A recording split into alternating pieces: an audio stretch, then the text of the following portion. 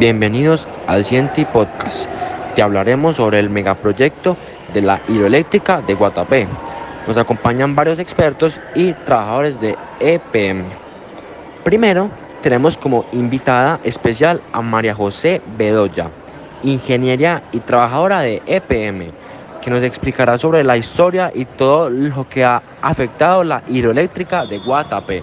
Hola Jacobo, gracias por la invitación. Te cuento que la hidroeléctrica de Guatapé es considerada una de las más importantes del país por su gran capacidad de generar energía hidroeléctrica. Inunda 6.400 hectáreas de lo que era antes el Viejo Peñol y tiene una capacidad de almacenamiento total de 1.070.021 metros cúbicos. La represa de Guatapé es uno de los lugares turísticos más lindos de Colombia y se empezó a construir en 1971. El río que suministra agua hacia la represa de Guatapé es el río Nare y los municipios más afectados por la hidroeléctrica fueron El Peñol y Guatapé.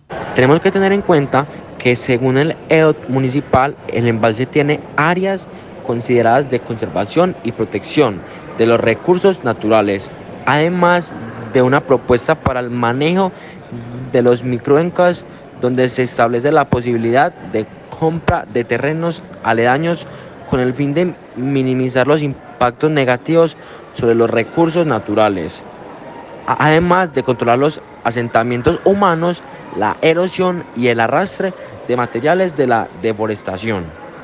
Majo, cuéntanos un poco sobre el paisaje y la fauna y la flora de este lugar. En las especies se vino notable mejoría en cuanto a la adaptación porque el embalse provee alimento y vivienda. Antes de la fundación de la hidroeléctrica de Guatapé, este era un pueblo calmado y de clima templado. Los campesinos vivían en medio de montañas y trabajaban a diario en el mundo de la ganadería y agricultura. El panorama visualmente es hermoso, sin embargo, socialmente, el cambio es evidente antes y después. Los campesinos que vivían en el Viejo Peñol fundaron un nuevo lugar sin acceso a la represa y esta se convirtió en la cabecera municipal. Como segundo invitado tenemos a Samuel Molina, un científico que nos hablará y nos contará acerca de los químicos que hay en la central. Muchas gracias, Jacobo. Para empezar, la electroquímica es la rama de la química que estudia la relación entre la energía eléctrica y la química. Esta relación se denomina comúnmente reactor redox. Se llama así porque en ambos casos hay una oxidación o proceso de electrodo o el otro de reducción. Será una opción sustentable reemplazar la energía eléctrica por energía química, ya que la química tiene mejores beneficios, dado el ejemplo que no se usan tantas materias para obtener esa materia en sus moléculas, las cuales presentan un elevado rendimiento. La energía eléctrica tiene unos costos tan elevados no solo económicos, sino también ecológicos, ya que el proceso de la producción de energía interviene en compuestos químicos y esta relaciona reacciones químicas. La energía de biomasa es la energía orgánica que se creó por el efecto invernadero que fue provocado por el consumo de productos químicos.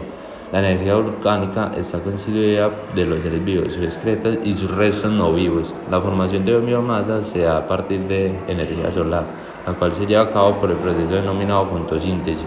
Mediante este proceso se almacena la energía solar en forma de biomasa. El sistema de producción de energía es un tipo de combustible, el cual es cualquier material capaz de liberar energía cuando se cambia o transforma su estructura química. Normalmente los combustibles se usan son el petróleo, el gas natural, el carbón y la energía nuclear. Se añade la energía que se produce en el agua, que se aprovecha para generar hidroeléctrica. En las características de los combustibles sólidos podemos encontrar que estos incluyen el carbón, la madera y la tuba. En el proceso de descomposición de la materia orgánica en el embalse y la producción de gases, la represa libera grandes cantidades de metano, no registra a medida libera en el agua. El material vegetal es descomposición cerca del fondo del tanque, produce metano, un gas de efecto invernadero que es 34 veces más potente que el dióxido de carbono. El gas se difunde a la superficie del agua y emerge en burbujas. Cuando se rocía agua sobre un sustrato grande, se crea una interfase de aire-agua. El componente principal de calentamiento en los embalses del norte son las emisiones de dióxido de carbono. Cuando se trata de la superficie de los embalses tropicales, se crean burbujas de metano. El proceso de circulación del dióxido de carbono en la represa es por medio de hojas, ramas, algas o cuerpos de animales. Las corrientes transportan grandes cantidades de materia orgánica que contienen dióxido de carbono. Las represas deben almacenar la misma cantidad de carbono que los gases del efecto invernadero. El proceso de ventilación es por medio de grandes ventiladores que transportan el oxígeno hacia los cuartos de máquinas, de los cuales sacan el dióxido de carbono y el azufre que se produce por la caída del agua. Puede afectar la salud de todos los trabajadores de la hidroeléctrica. Los resultados del análisis de la huella del dióxido de carbono pueden utilizarse como un indicador ambiental global para las actividades de la organización. El método personal es el que utiliza para medir el dióxido de carbono y las emisiones humanas directas e indirectas de gases de efecto invernadero se estiman a lo largo del tiempo. Es muy importante que el agua del embalse tenga un pH específico, primero que todo para nivelar su medida de acidez y alcalinidad de una disolución acuosa, y segundo para que seres vivos puedan habitar allí, ya que estas nos ayudan a equilibrar el ecosistema de los embalses, haciendo que el agua no tenga un desnivel.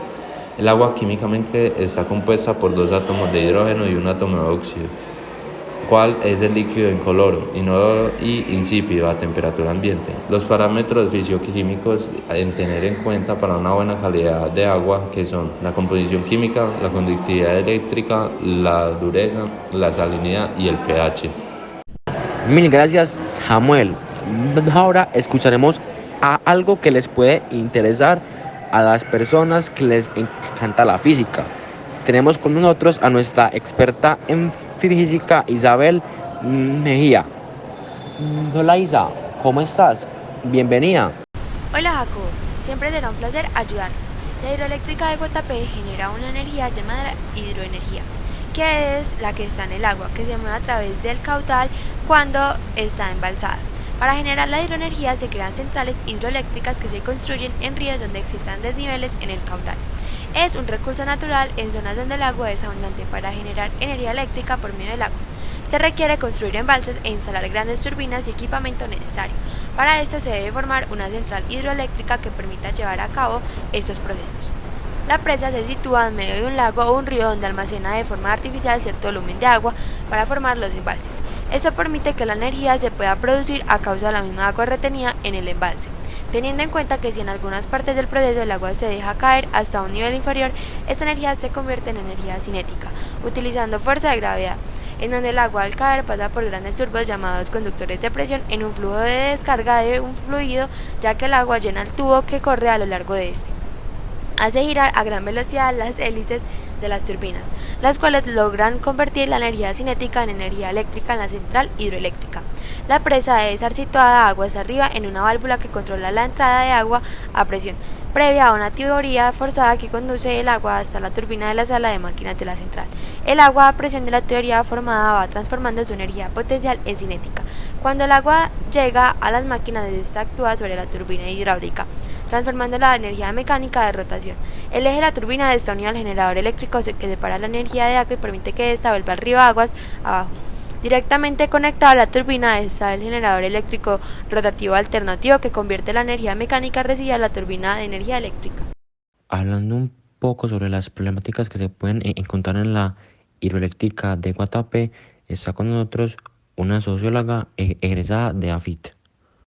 El problema que encontramos desde el año 1963, cuando se estaba planteando la construcción de la central, la comunidad del Peñol se sintió amenazada por el proyecto, por lo que surgieron movimientos de protesta, marchas y paros cívicos por la inconformidad de los habitantes. Cuando los habitantes del Peñol se enteraron de las interacciones de las empresas públicas de Medellín, organizaron movimientos sociales, en muchos casos liderados por sacerdotes, con el fin de protestar en contra de la construcción de la central. Se organizaron protestas que buscaban garantizar los derechos de la comunidad y proponían todo tipo de soluciones por medio de panfletos que alimentaron el ambiente de inconformidad. La historia comienza en 1921, cuando iniciaron los estudios y la planeación para la construcción de la central hidroeléctrica. Desde la década de los 40 se presentaron anteproyectos para aprovechar el potencial hídrico de la región. En 1961, el gerente de EPM le comentó formalmente el proyecto a la comunidad del Peñol y comenzó a adquirir las tierras y construir las instalaciones de la central. Las máquinas eran transportadas por las calles del pueblo y algunas veces ocasionaron daños. EPM no había llegado a ningún acuerdo con la comunidad y esta se empezó a sentir inconforme. A nivel personal, los ciudadanos que vivían en el antiguo Peñol sintieron que sus derechos estaban siendo vulnerados y sintieron una angustia porque iban a ser desplazados de sus hogares, que para muchos era lo único que tenían y no sabía qué iban a hacer. Tuvieron que cambiar su estilo de vida e incluso su economía, porque algunos no pudieron continuar haciendo las mismas actividades en el nuevo pueblo. A nivel relacional, a pesar de que EPM es una empresa antioqueña que por lo general es un orgullo para los antioqueños y mantiene una buena relación con las personas, la relación entre la empresa y los habitantes del Peñol se vio afectada por este proyecto, debido a que no se tuvieron en cuenta las miles de personas que se iban a desplazar y tuvieron que firmar un acuerdo sobre la marcha. A nivel cultural, cambió la vivienda y las costumbres de muchas personas que se desplazaron y se tuvieron que adaptar.